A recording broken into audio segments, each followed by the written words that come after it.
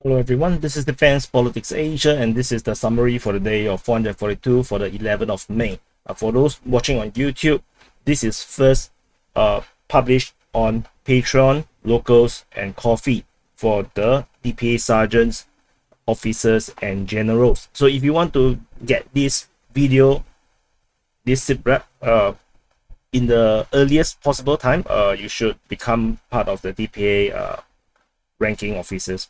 If not, you can also still catch this on the almost around 1 day delay. So let's start off with the Bakhmut front. At the Bakhmut front, Ukrainian launched the offensive previously. We have geolocation of Ukrainian forces at this position, as well as at this position. Both is on the western part of the canal. So generally speaking, there is no geolocation of the Ukrainian forces. Basically, have already crossed over to the other side just yet. There's no geolocation or videos of that. The front line is basically still along the canal, and it seems like this offensive has kind of stopped at this area here. And instead, the Ukrainians actually launched a massive offensive in the southwestern part of Ivaniske, as well as on the at Avdiivka and the Kreminna Road region. So fighting is reported at Donetsk according to SITREP maps over here, and the Russian Defense Ministry actually reported in a very vague way that the Ukrainian forces is attacking towards Malyo in Ilinivka, and which is actually the most northern part of Bakhmut city. So they are fighting in that direction, which is actually corroborating what is reported by the open source intelligence community. Fighting is also reported near the Kreminna Road, and in fact, they have captured the entrenchment around this area here. So kind of roll back the hard-fought battles to capture this road, and this actually allows the Ukrainians the road to along Kreminna to actually resupply the Ukrainian forces currently fighting within Bakhmut city. In the southern part, southwestern part, the information is also by SITREP maps. The weird thing is the Ukrainian Defense Ministry actually reported the Russians are the one doing offensive operation towards Stupovsky, which is kind of weird because the information is all indicating that the Ukrainians are the one doing the attacking in this area here. So yeah, so this is also why the Ukrainian Defense Ministry's information you do have to put some salt on it, whereas the Russian Defense Ministry always, their problem is not lying, their problem is more towards withholding information. I'm not saying that they don't lie, they still do from time to time depending on the situation. So it's important to take things into context. They have no choice, they have to lie sometime, just like the Ukrainians. Both sides, it's a war, no one needs to be honorable in the war. And over in Bakhmut city itself, the fighting is currently only reported around the Olympic School region. There's only skirmishes along this front lines. Fighting is mainly in this area here, in the most northwestern part, and which also seems to suggest that the Wagner forces, as per yesterday's SITREP, I mentioned the Prigozhin says, not Prigozhin, Kremlin, the pro-Russian source, says that the Wagner forces some of them from the city has been redeployed to the west of Klishevka to hold back this offensive that the Ukrainians were launching. They have to redeploy over here, and as they redeploy over here, they might have even pulled some forces from this area, and this because this is nearer.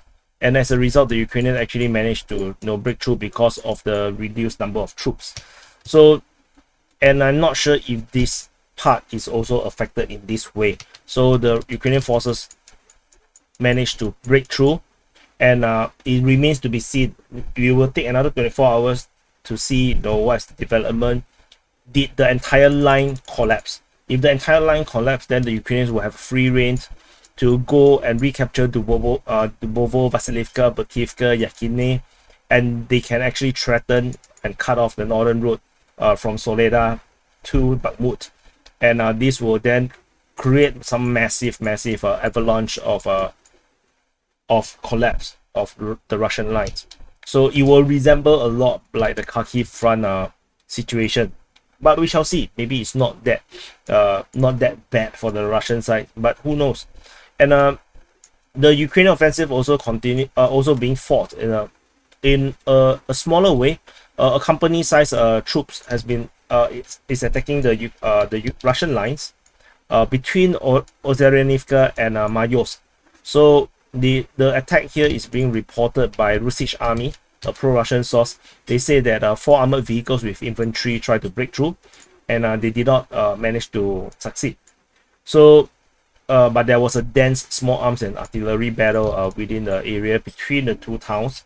So this could also be either an attempt to actually attack, or it could be actually a diversionary, because when you attack another part that is a haven't seen battle for a long time, then that might actually force more reinforcements to be pulled to this area, and then suddenly maybe the Ukrainians can actually attack from a different angle. So anyway, moving away from Bakhmut, we go into, let's see, where should we go? Avdiivka front. At the Avdiivka front, the Russian forces is conducting offensive operation at Novobakhmutivka, most likely on the western part, as usual, this way, according to Myro Shinikov, the pro-Ukrainian source. And then at Avdiivka itself, the Ukrainian Defense Ministry reported Russians conducted offensive operations. Surya Maps actually give a bit more information, saying that the fighting comes from Krudabalka and in the southwest of Avdiivka, with the Russian forces attacking in this way. So apparently suddenly this area here got clarified, and suddenly the Russians were previously only holding something like this, and then now they are holding like this, like there's some kind of a breakthrough of sort. But because we never mapped it in this way, our mapping is always been along the road, so it doesn't really make much of a difference on DPA's mapping. And of course, we also cannot be sure what is the actual situation. Most likely, yeah, makes more sense to be not so straight, the front line. And moving on to the Donetsk front, fighting is ongoing at Marinka as usual. There's always been fighting around here. The Ukrainian Defense Ministry reported fighting at Mihailivka over in this direction. Over at the Voleda region, there's no ground offensive on both sides. Russian Defense Ministry reported shelling at Voleda as well as Prashestivka. So otherwise, that's all from the Donetsk front.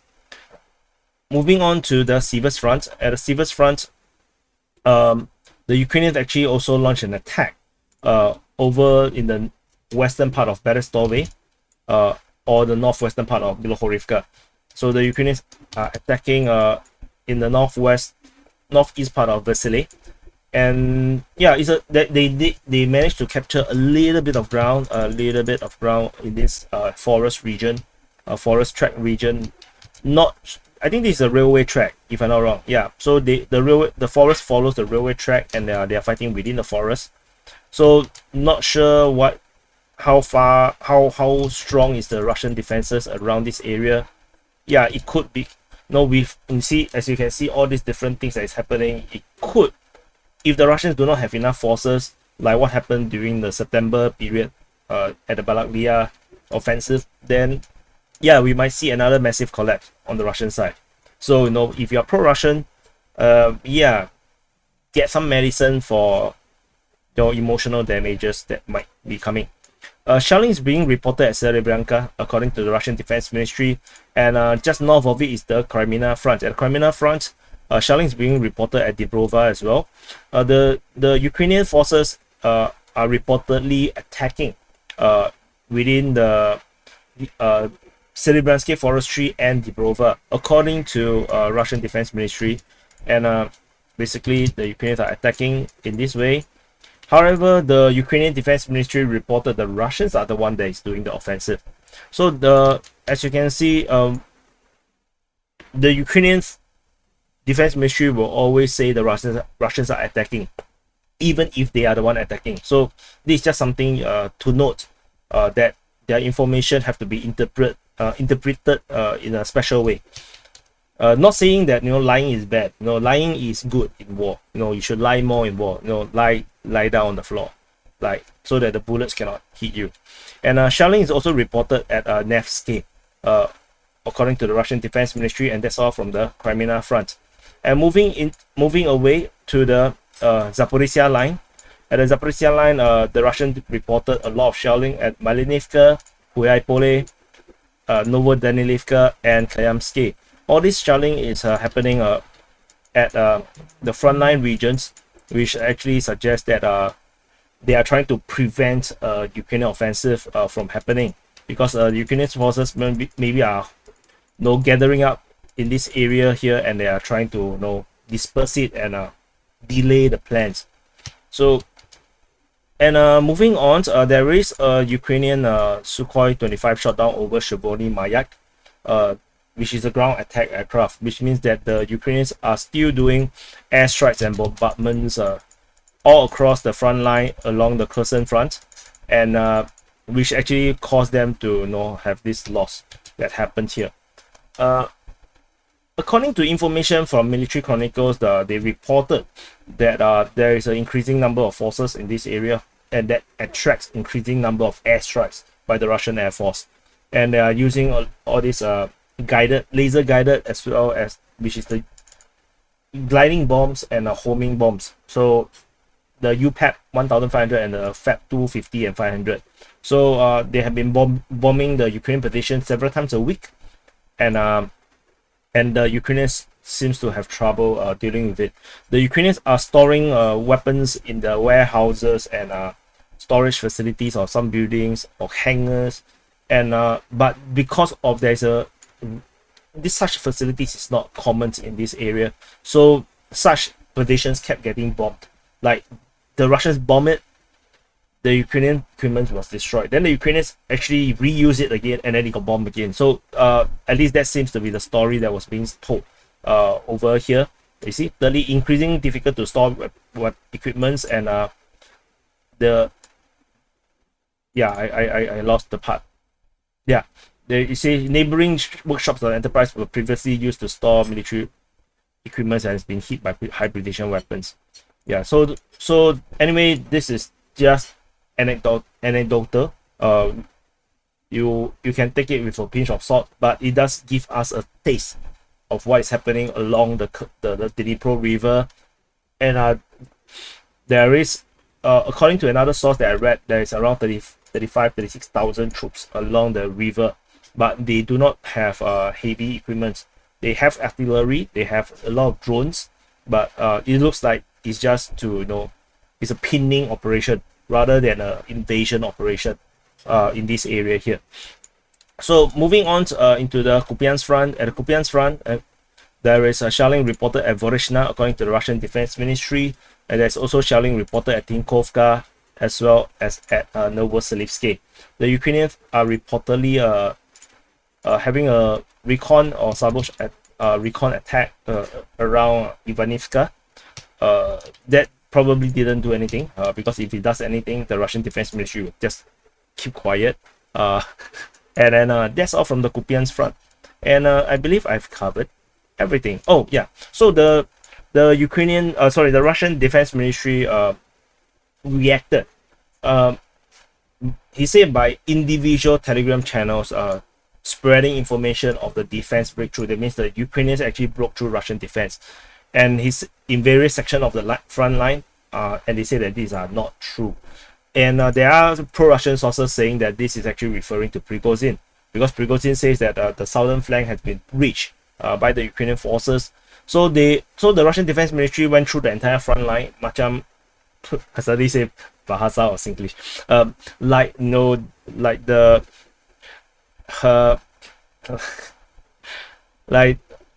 like how I do the SITREP. So they say that, okay, at the Kupiansk, there is no active operations. The Zapad group of forces suppress 3 Ukrainian recon operations. And then in the Krasny Liman direction, which is the Kreminna front, the center group of forces repulsed 2 attacks at Kreminna and Dibrova, which is actually what I indicated just now in the report. And then in the Donetsk front, they 3 recon attempt was thwarted, and 8 attacks by the Ukrainian forces against Russian position has been repelled. The important thing to note is that they did not mention specifically where these attacks happened. You know, these 8 attacks. So we can actually try to count. So we can say 1, 2, 3, and then 4, maybe 5, 6, 7, and 8. Maybe this is the 8 that they are talking about all along the Bakhmut front. But you see, the Russian Defense Ministry deliberately being vague, and because they do not want to let the public know that where the front line is that is collapsing, and if it is the Wagner one, and Wagner group currently within Russia is extremely popular, like extremely popular. They're like a metal rock band kind of thing. So and this is actually told to me by Russians or people living in Russia. So this is the reality, that the Wagner group actually have tremendous influence within Russia. And so, you know, the Russian Defense Ministry do have to, you know, control the words and not demonize them, demonize the Wagner group, because that will actually backlash badly on them. And then they talk about, you know, attacks in the western part of Bakhmut with air and artillery support. Of course, they have to emphasize that because they don't want to make it sound like the Wagner are fighting alone. And then the Yoke group of forces is blocking Avdiivka and capturing Marinka. And then so then they also talk about the the fighting towards in the direction of Malyo-Inovka, which I mentioned, which is actually where the Ukrainian offensive is currently, one of the part that is currently ongoing. And they say that the army ground assault aviation, basically airstrikes and artillery are in combat, and they, of course, they will have to, they must say the enemy is, you know, suffering heavy losses. So Zaporizhzhia and Kherson, there's no active operation. So the general situation of the special military operation is under control. So this is the Russian Defense Ministry coping. So nice scope to Russian Defense Ministry. It's a salute. No, I'm not insulting. It's a salute. It's a DPA salute. So, you know, nice scope. Anyway, so this is the summary for the day of 442 for the 11th of May. And if you're watching on YouTube, do press like and subscribe. Just as again, I just want to emphasize, once revenue, once it becomes more secure from the YouTube side, then there will be no need for this delay to encourage support on the Patreon, because this, without a stable revenue or income, I cannot continue to cover this war, because then I have to focus on things that actually can give me secure income, which is why, yeah, I need the support from you guys to press like and subscribe and share it to your friends and family, or to strangers on social media, because the more the videos can reach more people, there's more ad revenues, and then I would not need to, I do not need to depend on direct financial support from you guys. Anyway, thank you for watching, and I'll see you in the next update.